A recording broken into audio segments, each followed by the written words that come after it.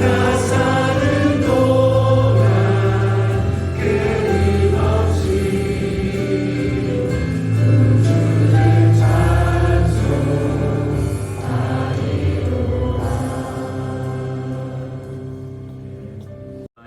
많은 일들 가운데 또 내일은 무더위 가운데 잘 지내셨습니까? 오늘 여기 있으니 하나님의 은혜임을 믿습니다. 교회도 지난 한 주 여러 가지 일들이 있었고 여러분들의 개인적인 삶들 속에도 많은 일들이 있었지만 하나님께서 여러분들과 함께 하셔서 오늘 이 자리까지 인도하신 줄 믿습니다. 오늘 이 자리에 주께서 우리를 부르셨습니다. 예비하신 은혜를 반드시 주실 줄 믿습니다. 아멘. 가운데 우리를 향한 아버지의 마음을 더 깊이 아는 은혜가 있기를 주의 이름으로 축복합니다. 아멘. 오늘 본문 말씀을 이해되지 않는 잔치라는 제목으로 함께 말씀을 나누고 보도록 하겠습니다. 오늘 본문 말씀은 너무나 유명한 말씀이어서 식상하게 느껴지기도 할 것입니다. 모든 내용들을 다 알고 계시는데 그러나 새가족들도 계시기 때문에 몇 가지 우리가 좀 짚고 확인하고 말씀 속으로 들어가 보도록 하겠습니다.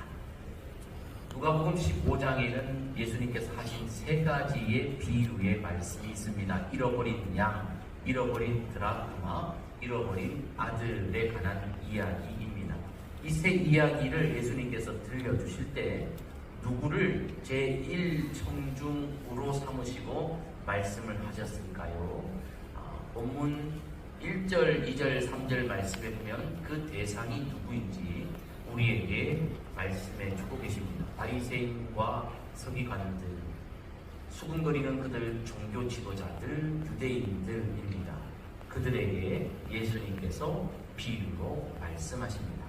그들을 제1청중으로 삼으시고 말씀하고 계시고 제2청중이 있다면 세리와 죄인들이 되겠습니다. 비유의 말씀 속에 등장하는 극중 인물들이 있습니다. 첫째 아들은 이 바리새인과 서기관들, 종교 지도자들 그리고 잘 살고 있다고 여기는 유대인들, 그들이 바로 첫째 아들로 비유되어져 있습니다. 본문에 등장하는 둘째 아들은 바로 이들이 바리새인, 서기관, 종교 지도자들이 무시하고 정죄하는 이방인들, 세리와 죄인들입니다. 그리고 본문 말씀에 등장하는 아버지는 바로 하나님을 나타내주고 있다는 것 알고 본문 말씀 속으로 한번 들어가 보도록 하겠습니다. 오늘 이 말씀은 잔치라고 하는 메타포를 가지고 함께 이야기를 생각해 보려고 합니다. 잔치, 여러분 잔치 언제 하세요? 기쁜 일이 있을 때, 감사한 일이 있을 때, 축하할 일이 있을 때, 놀라운 일이 있을 때 함께 그것을 나누고 즐기기 위해 잔치를 엽니다. 오늘 본문 속에 잔치가 펼쳐지는데요. 이 펼쳐지는 잔치를 이해하지 못하는 사람들이 등장합니다. 그 첫 번째 인물이 바로 첫째 아들입니다. 오늘 이 첫째 아들은 본문 속에 예수님이 말씀하고 계시는 이 잔치를 이해할 수 없었습니다. 아니, 이해할 수 있지만 의도적으로 이해하지 않으려고 하고 있습니다. 왜 그렇습니까? 그의 말, 그의 대사를 보면 그의 마음을 알 수 있기 때문에 그렇습니다. 이 첫째 아들이 잔치라고 할 때 꼭 필요한 요소 중에 하나가 음식이고 그 음식 중에도 고기입니다. 첫째 아들은 자기가 아버지와 함께 사는 동안에 아버지가 자기에게 염소 새끼 한 마리 잡아준 적이 없다라고 생각하고 있었습니다. 그러니까 채식주의자인지는 모르겠습니다만은 아마 이가 살면서 수없이 많은 고기를 먹었을 텐데 그 고기는 온데 간적 없고 아버지가 자신을 위해 염소 한 마리 잡아주지 않았다라고 생각하고 있습니다. 그런데 소위 장녀들과 함께 재산을 탕진하고 돌아온 자기의 동생을 위해서는 아버지가 살찐 송아지, 염소가 아닌 송아지를 잡아주시는 것이 이해되지 않습니다. 이해하고 싶지 않습니다. 받아들이고 싶지 않았던 것입니다. 그렇게 하는 아버지가 이해되지 않습니다. 그냥 가족들 모여서 식사하는 정도가 아니라 오늘 말씀에 보면 풍악을 울려 그 풍악 소리가 담장을 뛰어넘고 춤소리도 얼마나 화려한지 춤소리마저 담장을 넘어 들릴 정도로 성대한 잔치를 벌이는 아버지가 이해되지 않았습니다. 두 번째로 오늘 본문 말씀 속에 잔치가 이해되지 않는 사람이 또 등장하는데 그 사람은 바로 둘째 아들입니다. 둘째 아들도 오늘 아버지가 펼쳐놓은 이 잔치가 쉽게 이해되지 않습니다. 그가 아버지의 재산을 다 가져다가 먼 나라에 가서 탕진하고 먹을 것이 없어 돼지가 먹는 쥐엄나무 열매 얻어먹으려고 하다가 굴욕을 당했던 인생, 그 자리에서 자기가 아버지께 죄를 지었던 것을 인지하게 되고 그가 뭐라고 작정합니까? 우리 아버지 집에 돌아갔으면 좋겠다. 우리 아버지 집에 먹을 것이 많고 일하는 사람들도 많은데 내가 아버지 집에 돌아가서 아버지가 나를 내쫓지 않으시고 하나만 주셔도 좋겠다. 그렇게 처음 생각을 했습니다. 상황이 힘들었으니까 그렇겠죠. 근데 바다만 주셨으면 좋겠다 생각하고 나서 또 사람의 마음이 또 크게 그칩니까? 먹고는 살아야 될 것 아닙니까? 또 생각. 머슴으로라도 생각해 주셔서 아들이 아니라 머슴처럼 더 살아도 먹고 살기만 하면 좋겠다. 그 작은 마음을 가지고 집에 돌아왔는데 웬걸 아버지가 거리가 저 먼 곳에 기다렸다는 듯이 와서 그를 안아주시고 입맛 추워주시고 목욕시켜주시고 새 옷을 입혀주시고 가락지를 새롭게 끼워주시고 신발을 새롭게 입혀주셨습니다. 그것만 해도 감지 덕지인데 하인들을 시켜서 온 동네 사람들을 다 불러 모으게 하시고 살찐 송아지를 비롯해서 많은 음식들을 준비하게 하시고 밴드를 초청해서 풍악을 울리게 하시고 현수막을 내어 걸고 온 동네 사람들이 모인 성대한 잔치를 벌이시는 거예요. 어리둥절한 겁니다. 내가 이런 환대를 받을 만한 자격이 되는가? 아버지께서 나를 이렇게 사랑할 만큼 내가 아버지의 기쁨이 되어 드렸었는가? 지금 아버지 앞에 한 일이 있어 죄스러워서 얼굴을 들지 못하고 내가 한 일을 동네 사람이 다 알기 때문에 부끄러워서도 얼굴을 들지 못하는 나를 어찌 아버지는 이 잔치의 주인공으로 나를 세워주시는가? 너무너무 극진히 해주는 잔치, 그 잔치가 이해되지 않습니다. 그저 밥 한 공기 주시기만 해도 자기에게는 잔치라 여기려고 생각했는데 성대한 잔치를 베푸시는 이 아버지의 잔치가 이해되지 않았던 것입니다.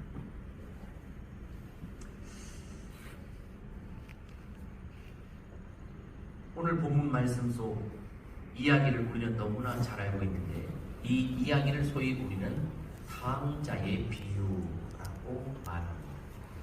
오늘 이 본문 속에 그러면 지금 잔치가 이해되지 않는 두 아들이 등장했는데 누가 탕자입니까? 첫째 아들입니까? 둘째 아들입니까? 둘 다 탕자입니다. 여러분 잘 아시는 둘째 아들, 모든 재산을 탕진하고 돌아온 이 아들, 당연히 탕자이지. 아버지를 떠났습니다. 그러나 이 둘째 아들은 돌아온 탕자입니다. 지금 예수님이 말씀을 하시는 이 시점을 중심으로 그는 돌아온 탕자로 변화되었습니다. 첫째 아들, 그 역시 탕자입니다. 왜 그렇습니까? 한 번도 집을 나간 적이 없는데요. 아버지의 명을 어긴 적도 없는데요. 열심히 일한 것밖에 없는데요. 왜 탕자입니까? 억울합니까? 아니요. 억울하지 않습니다. 그는 물리적으로는 아버지를 떠난 적이 없고 물리적으로는 아버지 집 울타리를 벗어난 적이 없습니다만 표면적으로는 그가 죄를 짓지 않은 것처럼 여겨지지만 지금 그는 아버지와의 마음이 너무 멀어져 있는 탕자입니다. 아버지의 마음을 도대체 알지 못하는 탕자였습니다. 함께 있지만 아버지를 전혀 이해하지 못하는 탕자입니다. 오직 자기만 생각하는 탕자입니다. 그래서 첫째 아들도 탕자요, 둘째 아들도 탕자입니다. 이 두 사람의 공통점이 탕자라는 것이며 지금 잔치가 이해되지 않는다는 공통점을 안고 있습니다. 자, 그러면 왜 이 두 아들은 탕자로 전락되고 말았습니까? 좋은 집에 태어났는데 잘 먹고 잘 살았는데 왜 이들은 탕자가 되어 버렸습니다. 이것이 오늘 설교에서 굉장히 중요한 포인트입니다. 이 아버지는 참 좋은 아버지입니다. 첫째 아들도 둘째 아들도 사랑하는 아버지이고, 둘째 아들이 돌아왔을 때 큰 잔치를 벌여 사람들을 갑작스럽게 초청했지만 온 동네 사람들이 다 그 아버지의 잔치에 응할 정도로 이 아버지는 영향력이 있는 분이었습니다. 염소 잡고 싶으면 염소 잡을 수 있는, 소를 잡고 싶으면 소를 잡을 수 있는 재력도 있었습니다. 이 아버지는 어찌 보면 세상 사람들이 부러워하는 참 좋은 아버지, 인자한 아버지 그 자체입니다. 그런데 왜 이렇게 좋은 아버지 밑에 둘 다 탕자가 있습니까? 아버지의 잘못이 아니라 자녀들의 잘못인데, 이렇게 좋은 아버지와 사는 일상이 날마다 누리는 잔치임을 알고 감사하며 귀중히 여겨야 됨에도 마땅한데 이들은 그렇게 하지 못했기 때문입니다. 일상의 소소한 소중한 것들을 하찮게 여겼기 때문에 그들은 탕자로 전락되고 말았습니다. 이것이 매우 중요한 것입니다. 이들이 탕자로 태어난 것이 아니라 소중한 것들을 하찮게 여겼기 때문에 탕자로 전락되었다는 이 포인트를 우리는 좀 주목해 봐야 하는 것입니다. 인터넷에 있는 몇 가지 일상의 일들에 대한 이야기들을 좀 나눴으면 좋겠습니다. 일상과 관련되어 있는 이야기를 한번 찾아보니 인터넷의 사진과 함께 어떤 할머니께서 올린 이런 사연이 눈에 띄었습니다. 그 할머니가 올린 사연이 이렇습니다. 35살이나 먹은 둘째 딸, 가는 곳마다 고등학생인 줄 안다. 항암 때 자른 긴 머리는 언제나 돌아오려나. 오늘은 우리 딸 결혼 3주년, 32살에 결혼하고 겨우 얻은 손녀. 남들은 그저 지나가는 밥 먹고 외출하는 평범한 일상이 이렇게 감사하고 고마울 수가. 여러분이 글을 올린 어머니, 할머니의 마음이 좀 느껴지십니까? 35살 먹은 딸, 둘째 딸인데 아픈 거죠? 암에 걸린 거죠? 항암 치료를 받은 거죠? 머리를 다 민 거죠? 죽을 줄만 알았던 그 딸이 살아났습니다. 결혼 3주년을 맞이했습니다. 지 생명 하나 건설할까 말까 고민했는데 손주를 얻었습니다. 그리고 오늘은 힘을 내어서 손녀 손을 붙잡고 아마도 밥을 먹고 산보를 나온 것 같습니다. 그 딸과 손녀가 손을 잡고 산보 가는 그 모습을 보면서 엄마가 뒷모습을 보면서 너무 고마운 거죠. 딸이 살아있는 것이 고맙고 그 딸이 손녀를 낳아 이렇게 산보를 가는 것이 너무 고맙다는 것입니다. 이런 소소한 일상이 감격스럽다는 것입니다.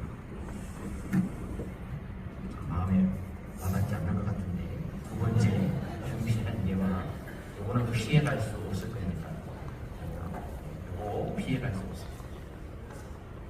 어떤 무명의 사람이 올린 글입니다. 오늘 아침에 따뜻한 물로 샤워를 하면서 포항 지진 이재민들이 생각났다.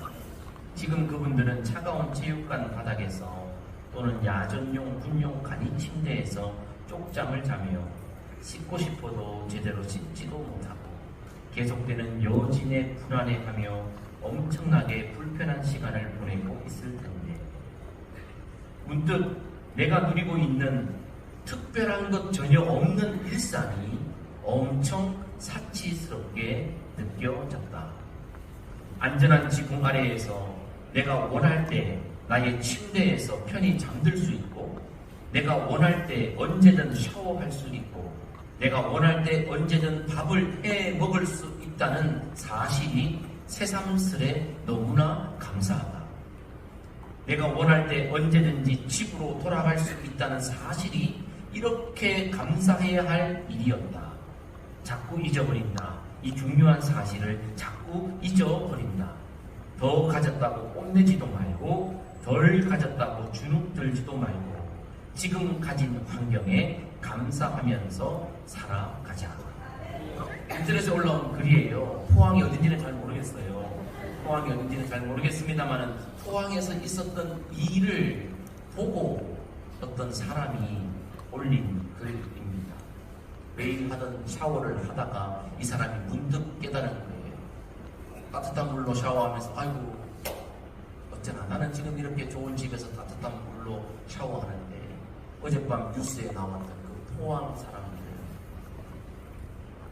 땅이 흔들리고 집을 나와 야전 침대에 마른 땅바닥 체육관에 잠자고 씻고 싶어도 씻지도 못하고 마음대로 먹지도 못하는 그 사람들이 이 사람에게 떠올랐던 거죠.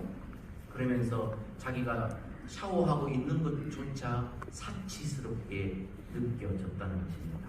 전혀 특별할 것이 없는 그 일상이 너무 감사하게 훅 느껴졌다는 거죠. 돌아갈 집이 있다는 것, 안전한 지붕이 있다는 것, 자기 집이 흔들리지 않는다는 것, 잠자고 싶을 때 잠잘 수 있고 먹고 싶을 때 밥을 해먹을 수 있는, 시켜 먹는 게 아니에요. 귀찮더라도 해먹을 수 있는 그 집이 있고 편안함이 있는 것이 새삼 감사하게 느껴졌다는 것이요. 이 자리에 있는 분들 중에도 지진 피해를 입으셨던 분들이 계시겠죠. 지진은 피해갔지만 또 물난리를 또 경험한 분들이 여기에 계실 것입니다. 여러분 어떻습니까? 여러분들은 행복한 사람들이에요. 뭐가 행복해요? 지진도 나고 물난리도 나는데 온 국민이 다 걱정해주는 여러분 행복한 사람들이에요. 제가 포항으로 가게 됐다고 하니까 우리 친구 목사가 이런 얘기를 하더라고요. 그 친구 목사 딸이 아빠 어디든지 가서 목회를 해도 포항에는 가지 마세요. 거기는 지진도 나고 물난리도 나는데요. 그렇게 말했다면서 너 왜 그런 데 가니? 라고 우리 친구 목사가 저한테 얘기를 했습니다. 제가 못 올 때를 왔습니다. 여러분 어떻습니까? 오늘 우리가 누리고 있는 이 일상이 정말 저와 여러분들에게 여전한 감사와 감격이 되고 있습니다. 이 포항 땅을 온전히 흔들어 놓았던 그 지진과 온전히 덮어버렸던 그 물난리 속에서 우리는 아마 이런 소소한 일상을 꿈꿨을 것입니다. 언제 집으로 돌아가나, 언제나 흔들리지 않는 물난리 없는 곳에서 마음껏 먹고 쉬나. 그러면 어떻습니까? 지금 마음껏 먹고 쉬고 걱정하지 않는데 여러분 속에는 감사와 감격이 충만합니까? 아니면 언제 그랬느냐는 듯이 다 잊고 살고 있습니다. 오늘 본문에 탕자들이 왜 탕자가 되었습니까? 이 소소한 일상의 가치를 하찮게 여겼기 때문에 탕자가 되고 만 것입니다. 둘째 아들 보십시오. 아버지와 살아가는 그 삶의 복에 겨워서 아버지와 사는 삶이 실정나버립니다. 이렇게 좋은 아버지와 사는 일상이 하찮게 여겨져서 아버지 재산을 가져다가 먼 나라에 가서 살고자 했던 것입니다. 이 얼마나 어리석은 자이며 얼마나 복에 겨워 못할 생각, 못한 일을 한 탕자입니다. 첫째 아들은 어떻습니까? 첫째 아들 생각 속에는 잔치라고 하는 개념에 반드시 뭐가 있어야 됩니까? 염소 새끼, 송아지 새끼가 있어야 하는 것입니다. 그것 없으면 잔치라고 여기지 않을 만큼 반대로 말하면 부유하게 살았던 것입니다. 그런 고기, 엄청난 고기, 밴드를 불러 이런 것들만 잔치라고 여기지 그가 평소에 잘 먹고 잘 살았던 모든 일상을 잔치라고 꿈에도 생각하지 않았던 보스럽게 큰 사람이 첫째 아들입니다. 선민 사상이 가득 차 있는 그 사람들. 참 어리석기 그지없습니다. 우리는 이 이야기를 들으면서 예수님 하시는 이 말씀 속에 참 이 두 아들이 참 엉망이구나 생각을 하실 것입니다. 네, 여러분 오늘 본문 속에 등장하는 아들들은 모두 다 탕자인가요? 아니요. 그렇다면 여러분 표면을 보셨습니다. 한 아들을 놓치신 것입니다. 오늘 누가복음 15장에는 아들이 둘만 등장하는 것이 아니라 한 명 더 등장하여 세 명이 등장합니다. 그런데 참 다행인 것은 그 세 번째 등장하는 아들은 탕자가 아니라는 사실입니다. 그 아들은 누구입니까? 바로 이 비유의 말씀을 하고 계시는 예수님입니다. 하나님의 아들 예수님이십니다. 예수님은 오늘 오늘 이 본문 속에 등장하는 일상 매일매일이 잔치였음에도 불구하고 그 잔치를 감사와 감격으로 살아내지 못했던 탕자와 같은 두 아들이 아니라 매일매일 하나님 주신 감사와 감격으로 살아내었던 또 다른 아들, 진짜 아들다운 아들 예수님이셨습니다. 여러분 한번 생각해 보십시오. 오늘 본문에 등장하는 두 아들을 생각해 보십시오. 얼마나 부유한 집안에 태어났습니까? 염소 잡으라 그럼 염소 잡는 거예요. 소 잡으라 그러면 소 잡는 거예요. 참 복되게 살았습니다. 반면에 우리 예수님 세 번째 등장하는 아들은 어떤 삶을 살았습니까? 하늘의 영광을 버리고 낮고 낮은 땅에 왔습니다. 하늘 영광 버리고 낮고 낮은 땅에 왔습니다만 환영하는 이가 없었습니다. 사람들이 빛보다 어두움을 더 좋아했습니다. 그를 무시했습니다. 무시하는 정도가 아니었습니다. 그가 태어났을 때 누일 곳이 없어 말 구유에 누이셨습니다. 그분이 자라났던 삶의 자리도 예루살렘과 같은 화려한 대도시가 아니었습니다. 저 갈릴리 북부 산동네 나사렛이라는 동네였습니다. 사람들이 갈릴리 지역 사람들조차도 나사렛에서 뭔 선한 것이 나오겠느냐라고 하찮게 여겼던 동네에서 그분은 자랐습니다. 그러면 그의 육신의 아버지 어머니는 부유했습니까? 오늘 누가복음 15장에 나오는 아버지처럼 양 잡고 싶을 때 양 잡고 염소 잡고 싶을 때 염소 잡고 송아지 잡고 싶을 때 송아지 잡고 사람들을 불러모으고 싶을 때 사람들이 다 와주는 그러한 유력자였습니까? 아니요, 그렇지 않습니다. 예수님의 육신의 아버지 어머니는 예수님이 태어나고 하나님께 예배를 드릴 때 드릴 재물이 없어서 비둘기로 재물 삼아 드렸던 가난하니 그지없던 사람이었습니다. 양도 염소도 바칠 수 없어 비둘기를 바칠 만큼 가난했던 집에 예수님은 자라나셨습니다. 아버지를 따라 목수일을 하며 거친 손으로 살아왔던 분이 예수님입니다. 여러분, 감사의 조건으로 따지자면, 감격의 조건으로 따지자면, 잔치하고 맛있는 음식 먹은 것으로 따지자면 누가복음 15장에 나오는 탕자 둘과는 비교할 수 없을 만큼 극과 극의 삶을 살았던 그 아들이 예수이신데 그 예수님은 어떤 삶을 살았습니까? 오늘 두 아들처럼 복에 배워 일상의 소중한 것들 하찮은 것으로 여기면서 탕자로 전락했습니까? 아니요. 우리 예수님은 그 속에서도 은혜로, 믿음으로, 감사로, 감격으로 매일을 잔치의 자리로 만들어버리고 하늘 아버지가 기뻐하고 육신의 아버지가 기뻐하고 주변의 사람들이 기뻐하는 복의 통로로 쓰임받은 줄 믿습니다. 아멘. 오늘 두 탕자와 세 번째 아들 예수님의 차이는 무엇입니까? 큰 차이 아닙니다. 일상생활 속에 소소한 것들을 감사할 수 있었느냐, 감격할 수 있었느냐, 하지 못했느냐, 그 차이인 것입니다. 오늘 저와 여러분 이곳에 있습니다.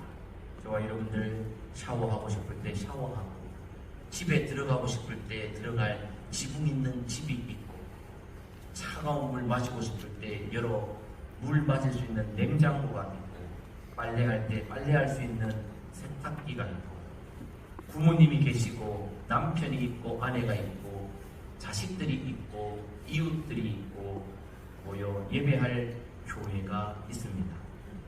이 일상이 여러분들에게는 감사, 감격입니까? 아니면 그냥 모두가 누릴 법한 하찮은 일 정도입니까? 오늘 우리는 오늘 말씀을 통해 하나님의 마음을 알아야 할 것입니다. 아마도 우리 예수님은 이 땅에 오셔서 우리에게 무엇을 가르쳐주고 계시고 싶으셨을까요? 항상 기뻐하라, 쉬지 말고 기도하라, 범사에 감사해라. 너희의 일상은 하찮은 것이 아니라 매일매일이 하나님이 너희에게 주시는 잔치임을 알고 살아라. 이것을 오늘 누가복음 15장의 탕자들이 바글바글 살아가고 있는 이 땅에 하늘 보좌를 버리고 아들로 오셔서 던져주고 계신 잔치의 메시지입니다. 여러분, 하나님은 우리가 이 땅에서 억지로 살다가 매일매일 감사도 감격도 없이 억지로 그냥 그저 그렇게 살다가 겨우 죽어서 천국 가서야 잔치를 누리는 그런 인생으로 우리를 기대하고 계시지 않습니다. 하나님은 천국에 와서도 우리가 잔치를 누릴 뿐만 아니라 오늘 이 땅에 살아가는 이 삶들 속에서도 소소한 일상 속에서도 축제와 감사와 기쁨으로 우리가 살아가기를 응원하고 계시는 분이심을 기억하시기를 주의 이름으로 축복합니다. 아멘. 오늘 우리는 첫째 아들이 가지고 있던 생각을 버려야 합니다. 염소 새끼가 있어야만 잔치상을 받았다고 여기는 첫째 아들. 여러분 기억하십니까? 아버지 언제 내게 염소 새끼 한 마리 잡아준 적이 있어요? 이 말이 뭐예요? 나를 위해 잔치회를 펼쳐준 적이 있어요? 첫째 아들 생각 속에는 염소라도 잡아야 잔치라는 것입니다. 그러나 염소가 없어도 얼마든지 잔치입니다. 꼭 승진이라는 염소 새끼, 합격이라는 염소 새끼, 돈이라는 염소 새끼, 건강이라는 염소 새끼, 우리는 그것들이 잔치의 이유라고 여긴다면 우리도 첫째 아들과 별반 다를 것이 없습니다. 얘야, 너는 항상 나와 함께 있지 않니? 얘야, 내가 너와 항상 함께 있어주고 있지 않니? 하나님과 아버지와 함께하는 그 일상이 잔치임을 인정할 수 있어야 하는 것입니다. 저와 여러분들이 일상의 소중함을 느끼지 못한다면 아마도 저와 여러분들도 당장 직분도 있고 교회도 오래 다니고 보란듯이 살고 복 없이도 살 것처럼 여겨지는 우리를 할지라도 당장 아버지의 마음은 우리가 일상을 감사와 감격의 잔치로 누리기를 원하고 계시기 때문입니다. 본문 속 또 다른 아들이신 예수님을 본받아 그 어떠한 환경 속에서도 일상의 걸음을 감격하며 기쁨의 잔치로 누려낼 수 있는 진짜 하나님의 자녀다운 삶을 살아가는 복된 성도들 다 되시길 주님의 이름으로 축복합니다. 아멘. 함께 찬양하